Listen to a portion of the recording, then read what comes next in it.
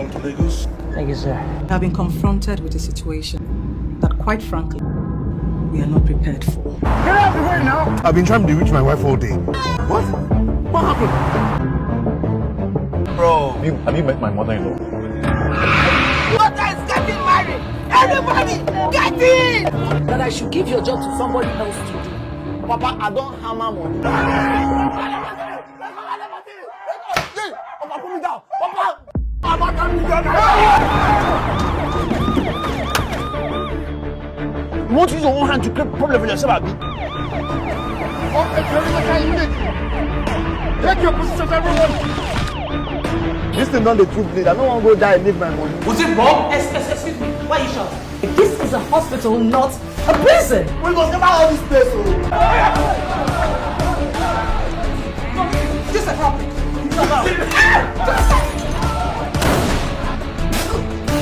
Yeah. So you won't die.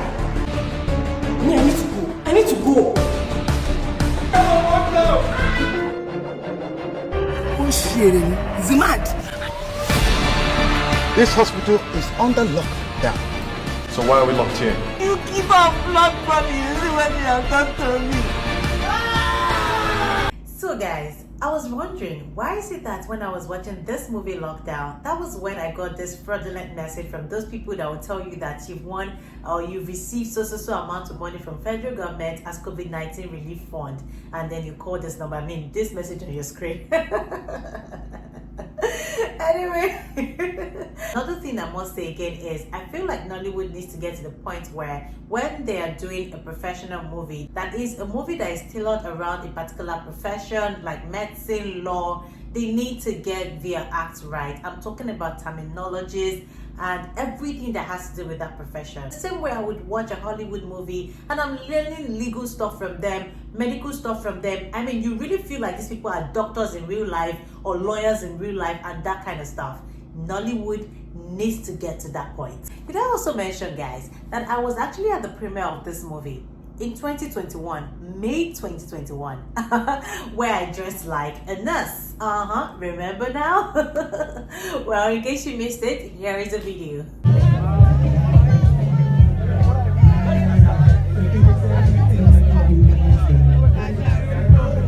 And I'm done with all this plenty talk. Let's get to the real deal, and that would be the full review of the movie Lockdown.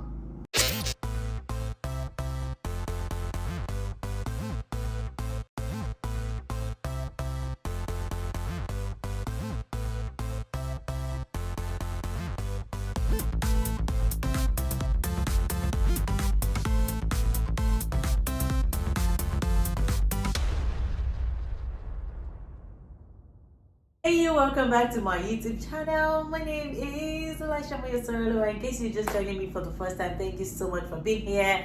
And yes, remember to like, subscribe, comment before you go. And if you are a returning subscriber, thank you again as well for coming in here to check in on another movie review. Of course, you already know that this is not the only content you would watch on my channel. I also have lifestyle content and I share my thoughts on and views on things that I find interesting as well. So please always come back to watch my video and do not forget, like, comment, share and subscribe before you go. I said earlier, this is the review for the movie Lockdown, and I'm definitely going to have a small time breaking down, as usual, some of the things that I find really important to talk about in line with this movie, or as I review this movie. Yes, it's the movie Lockdown, and I'm sure a lot of people should have seen this movie by now, because I mean, it's over a year right now since the movie was first released to the cinema.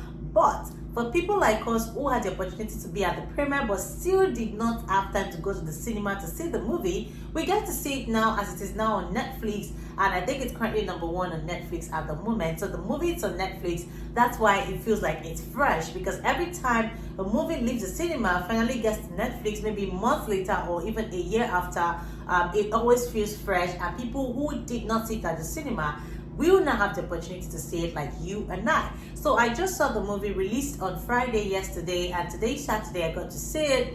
And of course, interesting things to talk about and note as we get into the review. Let me first say that there's a bit of confusion as to what this movie, or where the idea of this movie is from. Okay, and that's because when I was watching, or even from the time I attended the premiere last year, I thought this movie was about our COVID-19 experience. I mean, lockdown, right? And at the time this movie was released, May last year, we're about a year into the old COVID thing, or a year after the old COVID lockdown. So I thought that it was about COVID-19. But while I was reading the synopsis online, I saw a place where they were talking about Omotola's role in the movie. The way her character was described, it was said that she was reliving the experience of that doctor that helped us, contain Ebola at the time. I'm talking about Dr. Adadabo. And I was wondering, are they mistaken? I mean, we've already had a movie about that experience, Ebola. I can't remember if it was 97 days or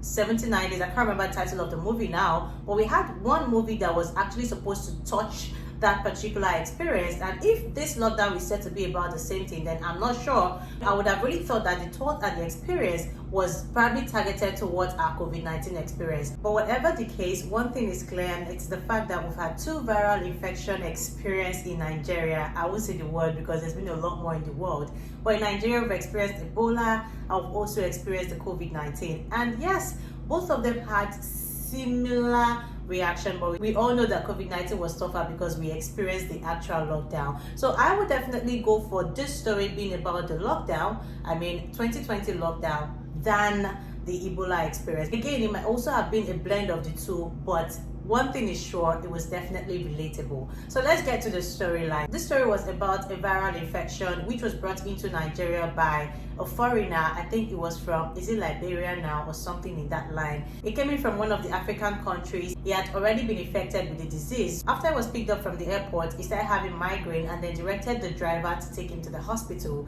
And this was where the whole drama started. However, one of the things that I liked about this movie is that the first 5 minutes or 10 minutes or even more was used to establish different characters. So there was like a cut in of character introduction, which was kind of interesting and cinematic for me. So we're getting to see what this character was doing, and it was entering what that character was doing. So we're having a character introduction, and it was all happening not at the same time, but there was like a shuffle that introduced us into the individual characters that we're going to see in the movie. So we had the foreigner story evolving. We also had JOSH2FUNNY story evolving. We had Charles, I can't remember his surname now, but it was JOSH2FUNNY's father. What was going on with him and JOSH2FUNNY at the beginning. We had Deyemi's story unveiling. We had Tony, I don't know if his name is Tutu, I can't pronounce his surname. We had Tony's story also unveiling alongside Jide Kene and then Sholashobo. So it was like different characters were being unveiled to us. Inidima's story as well was being unveiled to us in synchronization. I kind of like the cinematic feel that I experienced in that 5, 10, 15 minutes of the movie. So yes, I kind of mentioned the cast already, so let me just quickly finish up with that and tell you the rest of the story or synopsis. We had Inidima, Tony Omes, Sholashobo, Omotola, Jolade, Kende, Inyang. We also had Jide Kene, we had Tony Toy. I can't pronounce his name. Oh, his name is Tony. We also had, let me see, I'm trying to remember everyone now. Deyemi, Okalanwo, Bam Bam, Chioma, Akpotha, and Chinonso Arubai. Then we had introduction, and then we had infusion of some comedian and music artists in person of JOSH2FUNNY and Nas Boy being the comedians, and then we had Peter Okoye as the musician. So it was a very robust cast. We also had Nobat Young. I think I saw Nobat Young somewhere in there. Those were like the major cast for the movie, and everyone had their role well spelled out. I mean, they were having different experiences that now had to bring them all to a particular point, which is the hospital where the lockdown happened. So the story was just basically about that foreigner who came to Nigeria. He had been infected. We got introduced to the comic character of Chioma Akpotha, as well as Chinonso Arubai, who were nurses in the hospital. And then Chinonso was supposed to go write an examination, but she had that shift and she had to bribe Chioma Akpotha to stand in for her, meaning that she was going to do like 3 shifts for an exchange of 10,000 naira. But unfortunately, Chioma did not know what was going to befall her, because she then happened to be in the hospital when this whole story began to unravel and of course led to her death at the end of the day. So yeah, the foreigner was brought in. Inidima was on her way to an interview, realized she didn't have a medical report, so she had to go to the hospital for a medical report. So it means that she was also in the hospital.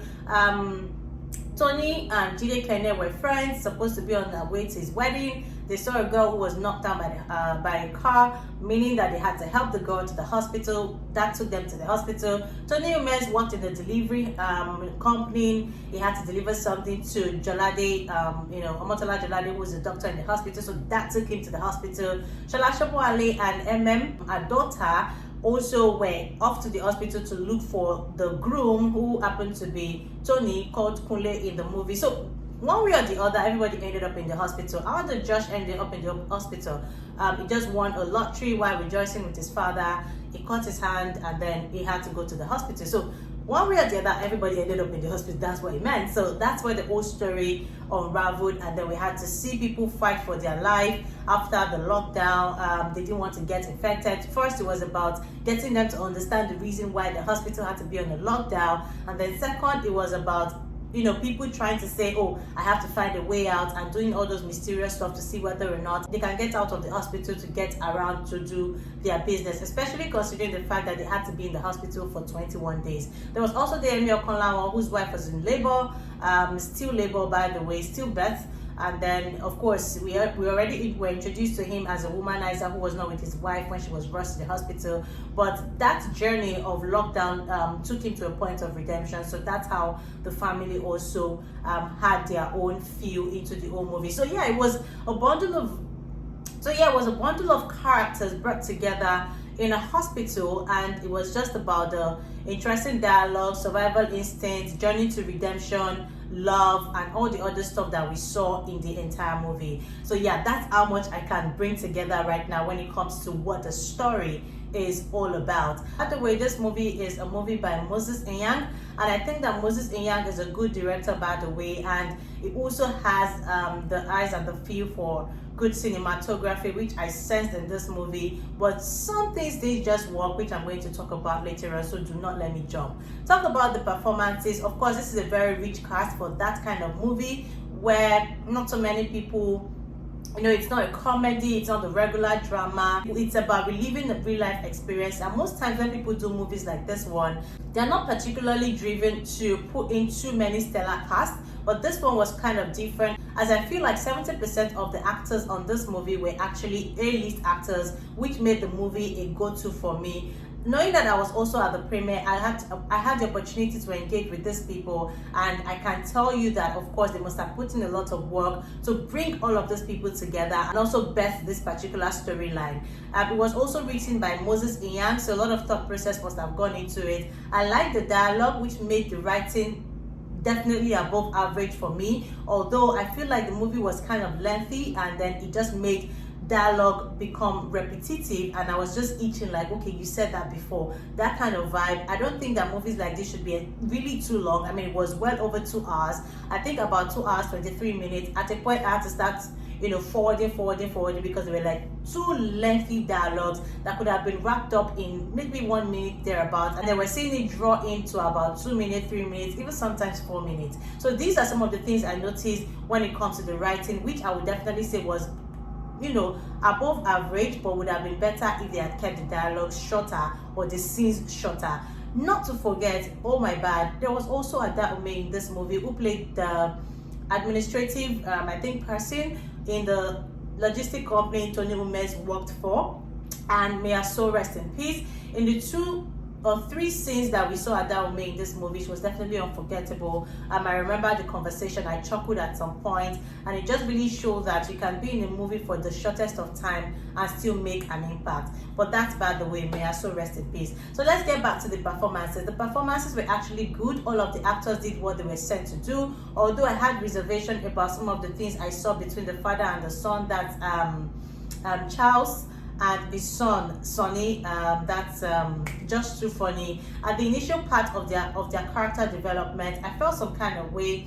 I wasn't exactly satisfied with how he was playing out, but sometime along the line, I think Josh became more comfortable in the movie, and then I started to enjoy his character. So I would not necessarily rate, okay, maybe I'll just rate his performance above average. But one person that stood out for me from the beginning to the end, whose character, although died, but still made me feel some kind of way, it would definitely be Chioma Akpotha.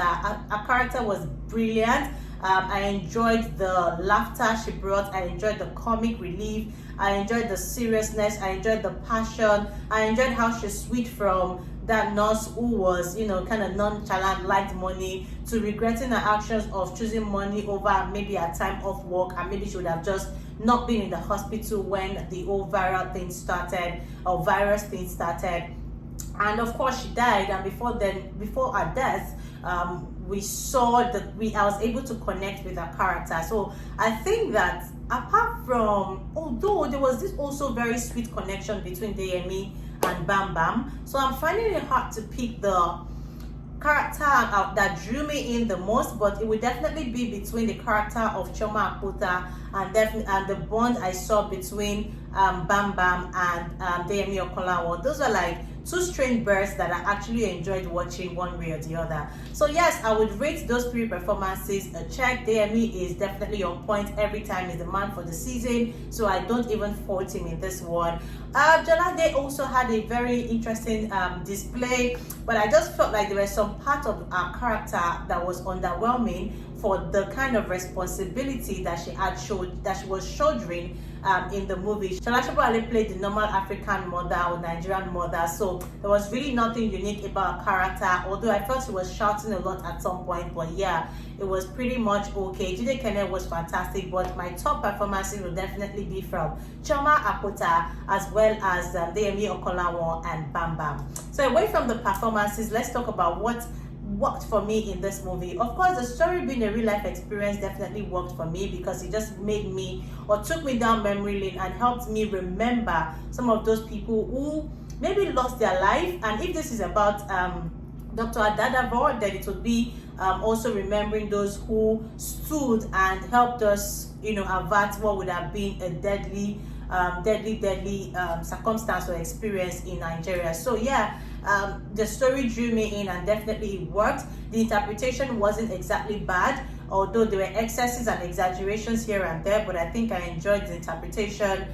What else did I enjoy about the movie? The people in the movie. I like that I was seeing Tony Umez after a very long time. I mean, I was also exposed to Chinonso Arubaye again, even though it was for the shortest time in the movie. But I liked that I saw fresh faces and it was, interesting to see. I also like that I saw some very strange pair. I mean, I saw Omotola, Deyemi in the same movie. We knew that Tony Umez and Omotola come from way back. So yeah, seeing them again in the same movie was kind of interesting.